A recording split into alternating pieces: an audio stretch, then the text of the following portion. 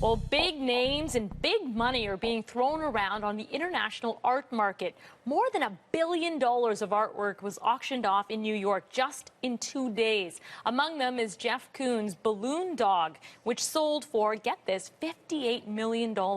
It's the most expensive work sold by a living artist. But that wasn't the only world record broken. Zulekha Nathu is here to take us through what's happening on the international art market. So first off, tell us about the biggest sale of the week. Yeah, so the big one, without question, was the Francis Bacon. So this was a triptych painting, so a 3-panel piece of art by the late British painter Francis Bacon. There it is there. And the story behind this was part of the reason why it sold for so much. A staggering $142 million, which makes it the most expensive piece of artwork ever auctioned anywhere in the world. Just to give you an idea of how intense the bidding was, it started at $85 million, and there were 7 bidders.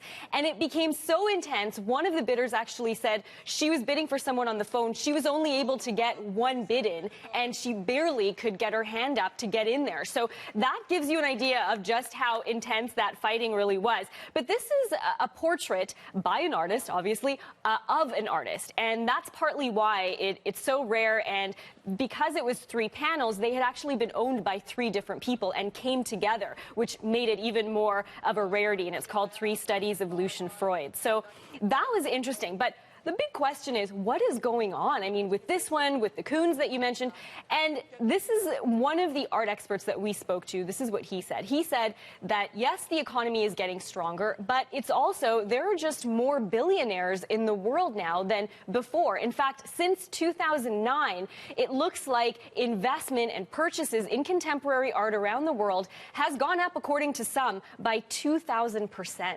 That is a large exponential amount. And not only that, but people see this not only as an investment, but also as a status symbol as well. So let's hear a little bit more about him talking about the very general profile of who these buyers are.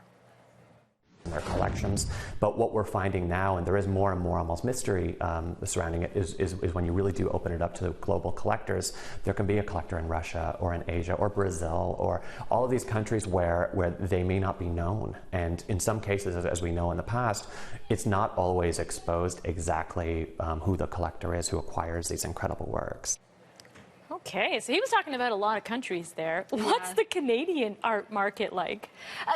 Canadian art is a little bit different, and it's interesting to watch because unlike a lot of other countries, especially in Europe, Canadian art for the most part, not all of it, but a lot of it is purchased by Canadians. And that means, according to him, that the rise in price has been quite a bit more reasonable, more responsible, as he describes it, than with other pieces of art. If you look at this one right here, this one is a Tom Thomson, and this is set to go on an online auction this week, and it is actually estimated to be valued at between $200,000 and $250,000. So that is a lot. But the reason why is it's because it's one of the few portraits that Tom Thomson has ever done, which just speaks to the fact that when there is a rare piece of art in Canada, buyers will go for it. But in general, prices have not been the exact same as they would be elsewhere in the world with those larger artists. But over time, over the last several decades, definitely prices for Canadian art have been going up as well. Oh, very interesting. Thanks for this, Zulekha. You're welcome.